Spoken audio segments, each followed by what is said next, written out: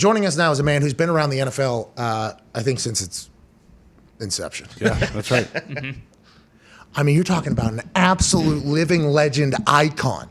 A man who has called every moment that has ever happened in the sports world and has somehow remained so cool, so genuine, and so damn great. Ladies and gentlemen, Sunday Night Football, play-by-play legend, Al Michaels. Yeah! What's up, man? Oh! You know, I decided to dress for success. I respect. I've been working out all week, baby, just to be your doppelganger. And I got to tell you something. You know, I don't know what the future is going to hold next year, but if you got a spot for me, either in the studio or I can play the role of A.J. Hawk as well. We have room for you wherever, whenever. Okay, so let's dive right into it. You know that I exist. This is awesome. I love this show. No. This is everything I dreamed about, right? No holds barred television. None. How long you been in the game? TV game? I said forever, but I should have done more research. This is 100% on me. How about 1968? I did the Hawaii Islanders of the Pacific Coast League. Minor league baseball, then on to the Cincinnati Reds in 1971. That's 50 freaking years ago. Marty Brennaman succeeded me for the next 44. I did 3 years there, and then I went to San Francisco. The Giants tripled my salary. And that's why. And then ABC for 30 years and NBC for 16, and here we are, man. How do you, I mean, they talk about it in sports, and the new phrase is called competitive stamina.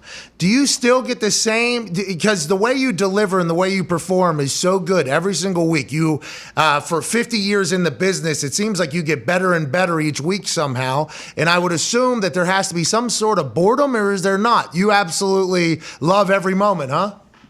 Pat, I love walking into the stadium. We get there 3 hours in advance. You watch the crowd come in, the music's going.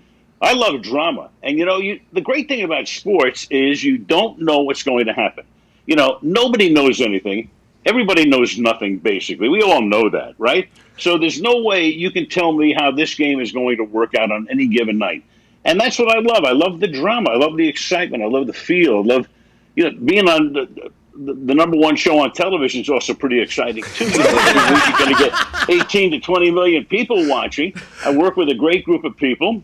And I'm as energized as I've ever been right now. I mean, I love it. Retirement? Are you kidding me? Like, what? What do you do when you retire? Tell me. What do you do in your off time? You retired after you led the league in punting, right? Yeah. That year. Yeah, 1 year. Yeah, no big deal. No big deal. That's a big deal. What happened?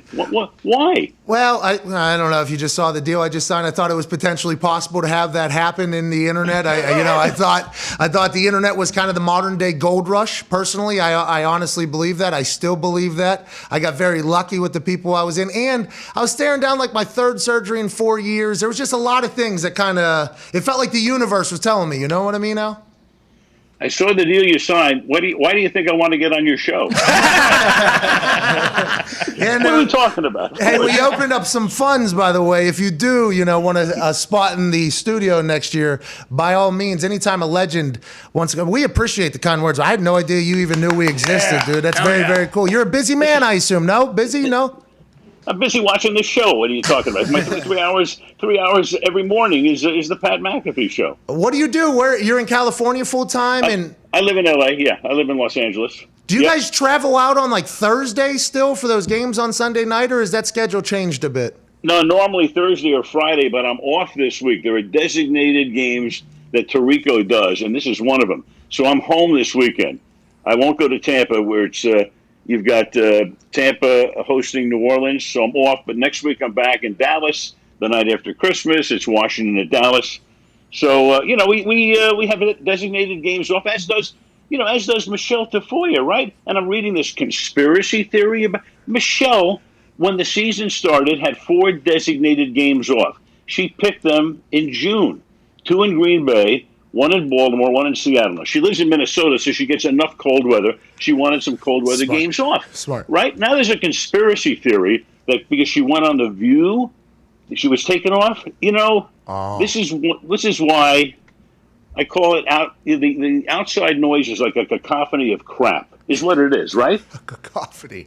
It always is. But hold on, though. You're on the #1 show on TV. There's always going to be drama and conversation, which leads me to this. Happy Michelle Tafoya made the right decision, by the way. I live in Minnesota. I'm going to go ahead and take these cold games off. I'll stay down there. I like to hear that, by the way, because maybe we did read some of that. When you talk about your designated games off, are those forced? Do you appreciate them? Because when Tirico left ESPN, I think as a sports fan, it's like, hey, Tirico's an incredible play-by-play guy. And they're like, well, maybe you'll get in the NFL. It's like, well, Al Michaels, the GOAT play-by-play guy. That's going to be a very difficult thing. Do you and Tirico get along? And is that ever something that you get mad about, like missing? Like Saints-Bucks is a pretty big-time game, obviously, in the NFC South and in the run. Is that something that there's any drama around or no? Not really. No, Mike and I get along great. We have great respect for each other. He's a terrific guy. He's a terrific talent. And it's a matter of, he's kind of been, in a way, in the bullpen since we brought him in 2016. And NBC was going to try to get Thursday Night Football full time. And Mike was going to come over and he was going to do Thursday and I was going to do Sunday. And then what happened was Fox wound up getting the package in 2018. So now Mike was only on Notre Dame. And, they decided, well, why not? Let's bring Mike out of the pen and have him do a few games. He loves the NFL in addition to, doing a great hosting job on Football Night in America. So that's pretty much the way it worked out. And for me, it's fine at this point. I'm doing, I'll do next week. Tirico does January 2nd. I do the last game of the season on the 9th. Then we have the wild card. We have the divisional. And it's NBC's year to do the Super Bowl, which I can Uber to back and forth, right? How cool is that? Not that I will, but you get the idea here. No, yeah, you get a Rolls Royce to take old Al Michaels from the house to LA Super Bowl. That's amazing. Can't wait to hear you and Collinsworth on the call. I did not know that until you just said it right now. I always look forward to those because it is the best refs, right, have to get on the field allegedly. The best refs have to get on the Super Bowl field. The best teams have to get on the Super Bowl field. And since there's going to be hundreds of millions of people, I think our best commentary crew has to be represented in there as well. And I think you guys always crush for the league and for the NFL. Let's talk about the league, though, a little bit, Al. It's crazy this year. Is this different than you've been 50 years you've been calling sports and in the game? This season, it honestly feels more ridiculous than ever. Am I wrong in thinking that? Is that just recency bias for me?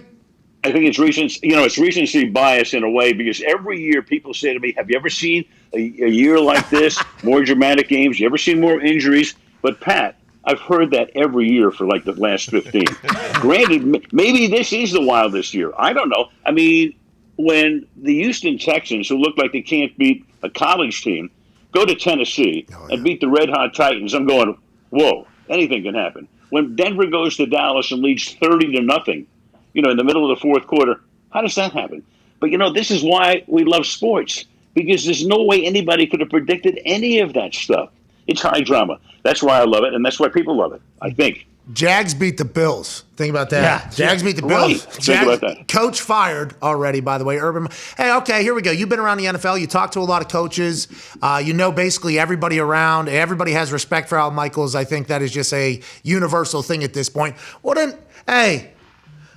a legend you are, by the way. Well, everybody has respect for Al Michaels. I mean, smoking cigars, job well done, sir.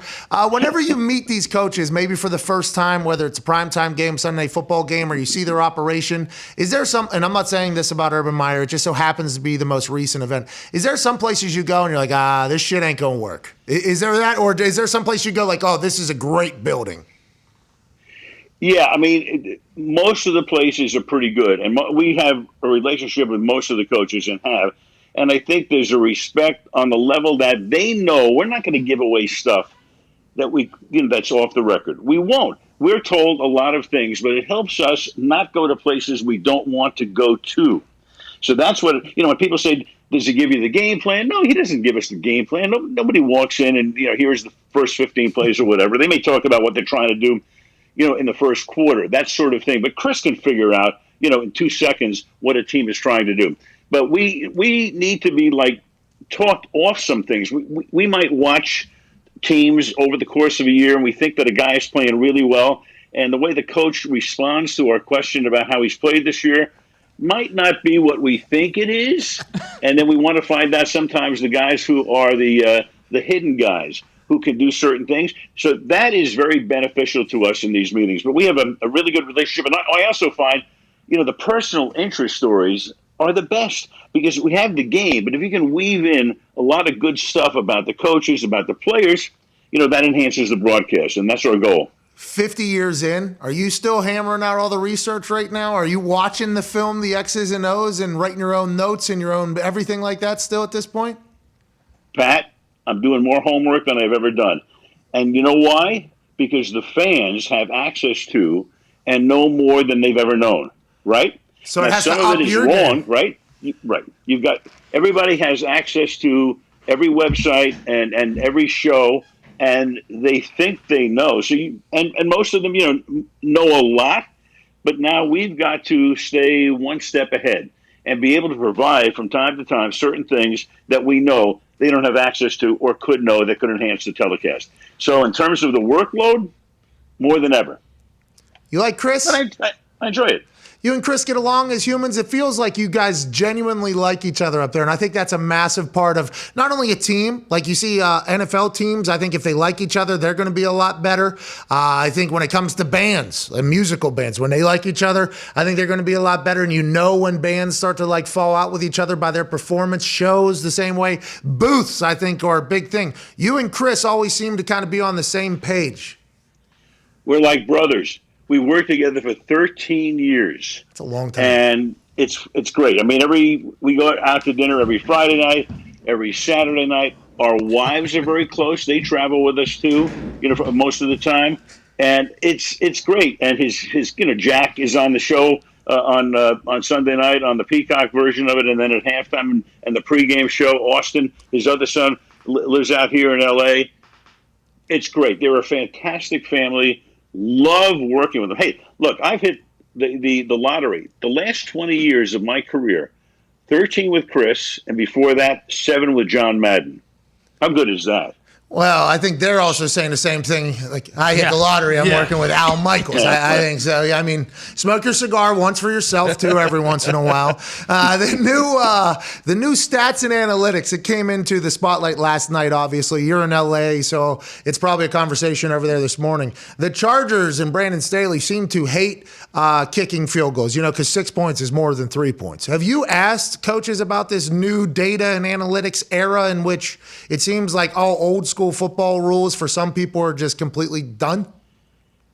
We have, and I heard the early part of the show, and you're right. And Staley's taking a little heat here because he's always going for it on fourth down, always. And in fact, at one point, he had I think he had a 7-point lead a few weeks ago in the game, and he went for 2 to go. So it's either 9 or so. What are you doing that for? I mean, really? If you don't make it, so. There are a million ways to look at it, but I'm a believer in a game. Every game has a different rhythm and feel, and you've got to feel where that game is at any particular time. And when they go for it just before halftime last night, that's a deflating thing not to make it. Now, Kansas City is walking off the field feeling pretty good, another goal line stand, and the Chargers are going, well, we could have led by, more than we do. I mean, you tell me, you were in the game, you played the game. I mean, there's got to be a certain emotional deflation if something like that happens to your team. Well, I think the issue is, and by the way, Al, incredible breakdown right there. It's whenever people look at football players, and it's because of the guy you worked with for 7 years here straight, and the documentary's coming out. I can't wait to watch it. But on Madden, every player is a number. Okay, so every player is a number. It's this dude's a 94, this dude's a 76, this dude's a 71. But what Madden doesn't know is that some days this 71 is actually an 85. In some days, this 94 is actually a 72. And in other areas, they're up and down because they're humans. The Madden thing kind of took the human view of athletes kind of out of that whole thing. And I think stats and analytics do the same thing. Whenever you're talking about field, they take out the humans that are being involved in these analytics. They're treating it as if it's robots or a video game. I think that is the big thing, Al. No, you're on top of it because, look, there's a place for analytics, but just as an aid. You can't make your decisions totally predicated on that.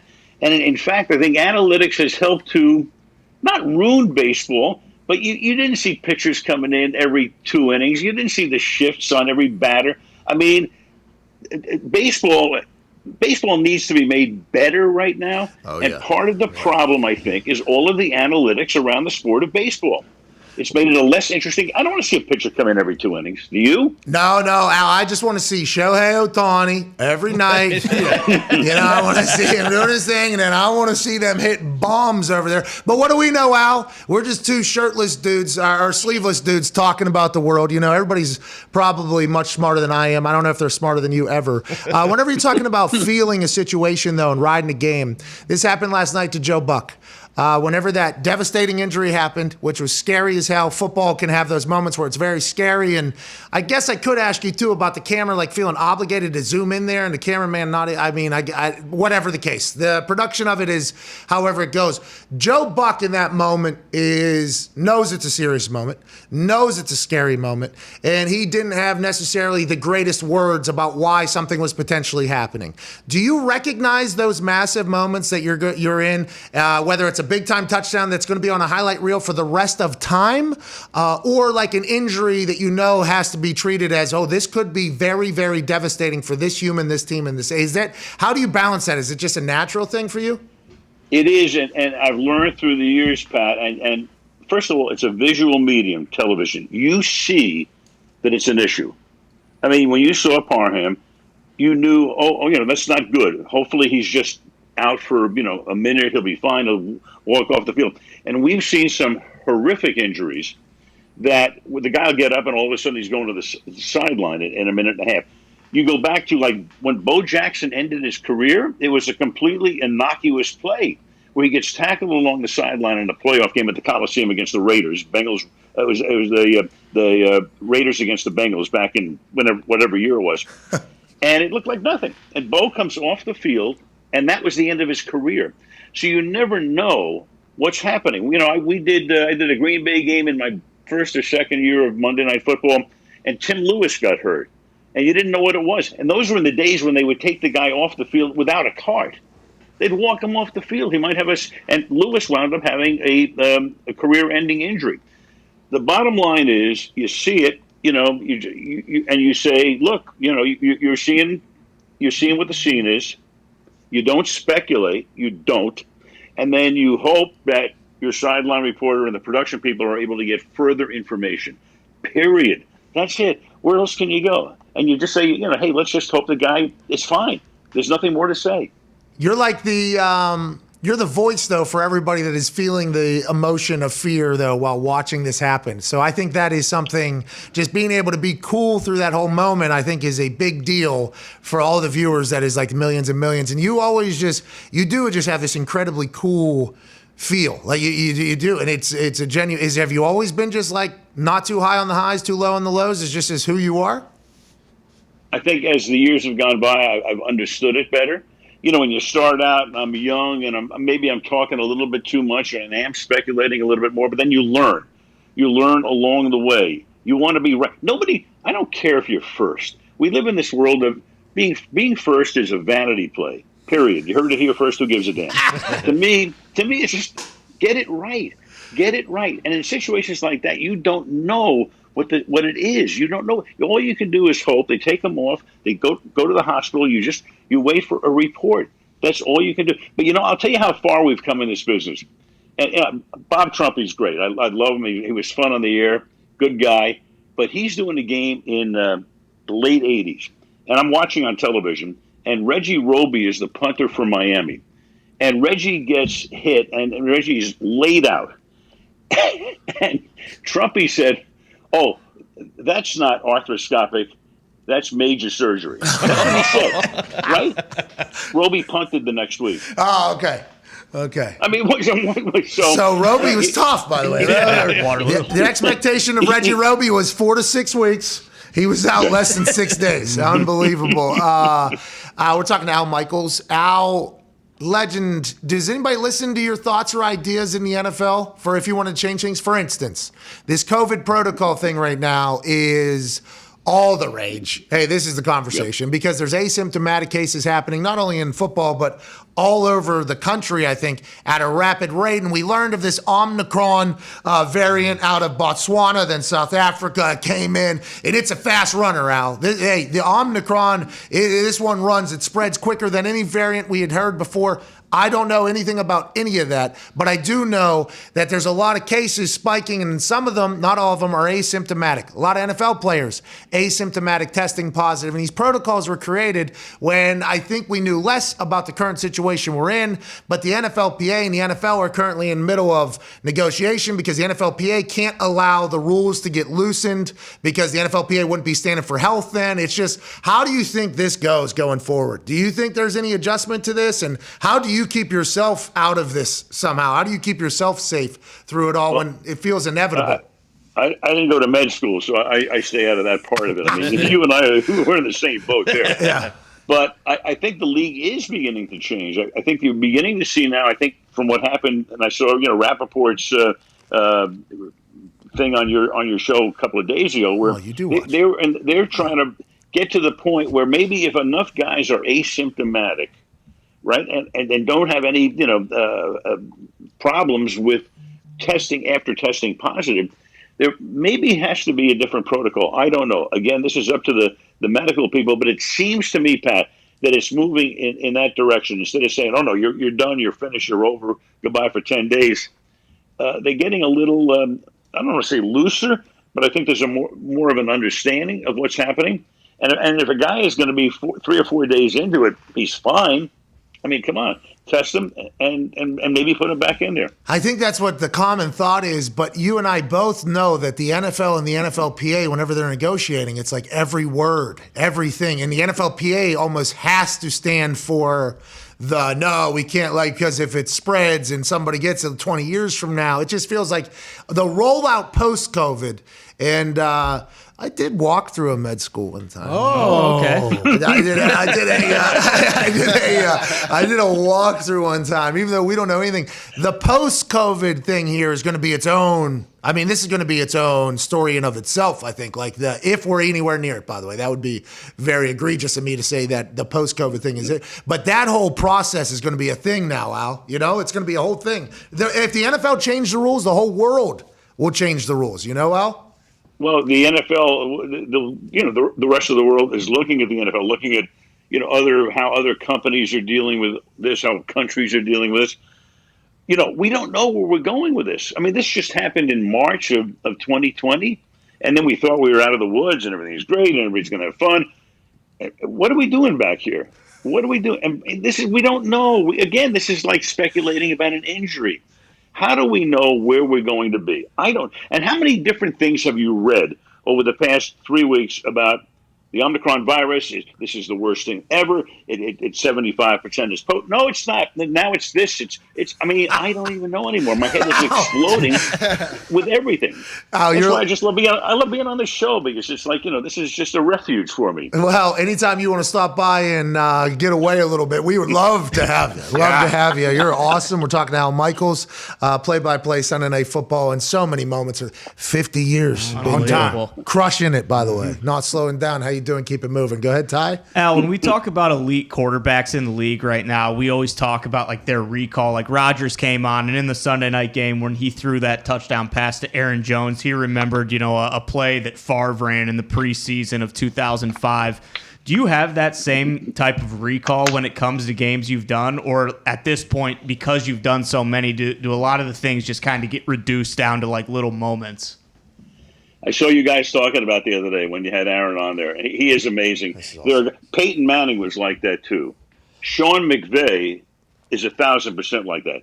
I can remember a lot of stuff, and for some reason I got a chip in my brain, can tie a date into what happened, and can explain it, and can remember how I saw it with my eyes, and it's in my brain. But, guys, you get so immersed in this, there are times when my wife, who I've been married to for over 50 years, has to have a name and number on the back of her nightgown for me to know who it is. Because my brain is exploding with all this stuff. But it's fun, and for some reason I'm very, it's like when I did the Super Bowl, Pittsburgh against Arizona in '08, and Harrison made the interception and ran it back 100. I can see it. I can see the whole play because it was such an amazing event, amazing play, that here it is 13 years later, and I can describe like every step he took. How come, and I don't know if you're the same way, for me, immediately after we get out of a show, I have no idea what we just talked about for the last 3 hours. But you get me tomorrow, I'll be like, oh, I remember Al Michaels and I talked about, like, after the game, do you get into like a zone during the game? That you, for instance, when I would go punt or kick, I wouldn't remember the play at all. I would go out there and then I come to the sideline, I like watch it back. I'm like, okay, sweet. And I think it's because I maybe just stop thinking and just kind of go into it. Do you do that when you call games? And is it difficult afterwards to remember what the hell just happened? What you said is so great right now because I'm immersed in the production and the presentation of the show. And there have been times when I will go back to a hotel and we'll get into an elevator with people and they'll say who won the game and I have to think about it. Yeah. Seriously, because I'm into the production and presentation of the show. So I know the game's going on and the game is dramatic and you're excited about it, what's happening. And then all of a sudden you walk out of the booth and you go, huh? What happened? And you don't remember who won. You're thinking about the next week. Whenever we started doing the show like daily basis, and we're going to start putting clips out and everything, and we were kind of getting into the rollout of the idea. I was like, all right, we're going to start putting clips out every single day. We got done with the one show, and the boys were like, all right, what clips do you want to put out from there? And my first question would be, what are we talking about? And it was like, oh, I am not going to be able to do this every single day, I think. So literally, we just put the clips out during the show, and it's like those clips are almost like just a reminder to me of like, what the fuck happened today? It's wild how the whole brain works, Al, I assume you're super high IQ guy, Wonderlic guy? I wouldn't have a clue. I mean, I've never taken a test. I don't know. But, I'm probably like a lot of people. I can remember a lot of stuff, and then other stuff I'm like, what? What happened? So, but I've been, it's kind of funny. My brain works like as a continuum where I can see the calendar. And I kind of, like 1971, I could feel where I was, 1982. By the way, you get into the 2000s, it's harder. The 90s were much easier than the 2000s for some reason. Don't ask me why. What were you into in the 2000s? And I think part of it with you, Pat, is that it's so, you have such a high energy show. I mean, you're expending a ton of energy, right? And then there's kind of like maybe nothing left at the end when you walk away. It's interesting. I mean, you can't keep that energy level going. And by the way, one other guy I got to bring up to you because I did the Cincinnati Reds in the early '70s, my major league debut in '71. Pete Rose was the guy who could remember every. There you go, left-handed. That's right. Pete just switch there. You got it. Bingo. The whole thing. And Pete would remember every pitch of the game, every pitch. And I would on the road after the game on the bus, I would sit next to him. Because he would go through every part of the game. And I got, between him and Johnny Bench and Sparky Anderson and Joe Morgan, I got a PhD in baseball. Jeez. Without analytics. Hold on, without any analytics, that's internet being able to just look everything up at that time as well. You have to have the coolest Rolodex of people, huh? Yeah, at all times? Or is it mostly people reaching out to you all the time? You're on this earth a long period of time, Pat. You do meet a lot of people. I live in L.A., so...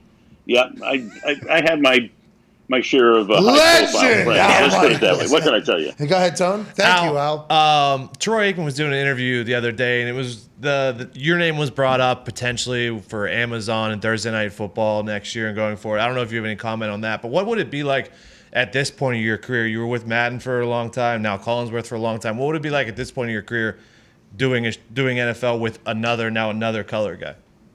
Well, you mentioned Troy. I have the greatest respect for him. I think Troy is great. I think he's been great for all of those years at Fox. He's terrific. I mean, he's the kind of guy that, you could walk into a booth. He's the finished product. And I think at this point in my life and career, I could be a mentor. But I mean, that's a hard thing to do on the fly. You get somebody brand new, and they could know everything about football, but they don't know everything about television, about how it works. And guys who do this for a living, the analysts, I mean, the hardest thing is you're getting into the booth and you're watching the game. You know what's going on in the game. But you're trying to fold in with the producer, with the production truck, with the replay system, the whole thing. That's a completely different animal. And very few guys have been able to step off the field and get there and get to, an A-level grade that quickly. So at this point, I'd love to work with a finished product. Let's put it that way. Hey, we're not in rebuild mode. We are not in rebuild mode. You got Pete Carroll over there. What's going on, Connor? Yeah, Al, I read that you've never knowingly ate a vegetable. Is that real? And what son of a bitch snuck a piece of broccoli onto your plate one time, and how mad were you at him? Not even knowingly, but unknowingly, I've never had a vegetable. Ever. Oh, okay, cool. So what happened was we were in Baltimore, speaking of Michelle Tafoya, and who I love. I mean, she's the best sideline reporter in the history of television. So we're in Baltimore, and it's like a Thursday night, and we're 3 nights before the game. And for whatever reason, when we were all, like 4 or 5 vodkas in, and she sneaked some deep-fried Brussels sprouts onto a plate. And it was so deep fried, I thought it was like a French fry. So I had 2 bites, and that's the only time I've ever had a vegetable. Period. End of story. How come? What is it? You just never got into it? You said it's not my thing? I was born when my mother and father were 18. So my mother didn't even know who Dr. Spock was at that point, right? She had no idea. So, I pushed the vegetables away, and all I got was steak and lamb chops and whatever meat and fish. Period. That's it to this. And let me tell you something. I hear about you need 8 helpings of vegetables. What? Get out of town. You don't need anything. This is crazy. Hey, protein, dairy, whatever. And by the way, I take a lot of vitamin C. Another thing I do, which helps, I think. Hey, listen, we didn't go to any med school, so you're just talking about the research that you have done on yourself and the success that body has had with 0 vegetables is next level. Good for you. I heard you go hang out at this one spot. Do you have like a routine in your day-to-day now at this point? Do you golf a lot? What do you... I saw some clips of you golfing. Oh, my God. Oh, my God. I forgot how awesome. That was for Monday Night Manning. Oh, yeah. I know. I told you, that was porn. I told those guys, don't be playing that stuff. I know. Somebody took those. I think Billy Bush was involved in this. That son of a bitch. Billy belongs to the club. He's the kind of guy that would do this stuff. Somebody had the video, and Billy sent it to the Manning brothers. Right. So, hey, listen, I won't play golf for at least another hour and a half. Oh, okay, good. Well, let's get you back to the course. Good luck next weekend. Enjoy the hell out of your off weekend. And thank you so much for your kindness in watching the show and for this conversation. Love this show. Where is AJ? By the way, the next time AJ is on, I want you to ask him, are those real books behind him or are those props? Al, you didn't go to med school, but you're smart. You know the answer to that. Ladies and gentlemen, Al Michaels. Oh, that was awesome. Yeah, wow. We got to get Al on when AJ's on. Yeah. Awesome. He's called a lot of AJ's games. Oh, yeah. Yes. Think about AJ talking to the commentary, before the game. Al's probably got stories about AJ. AJ props those big lobster-like fingers down and says, I'm just going to go to the ball. All right, we're back in 4 minutes. We almost missed the hard out.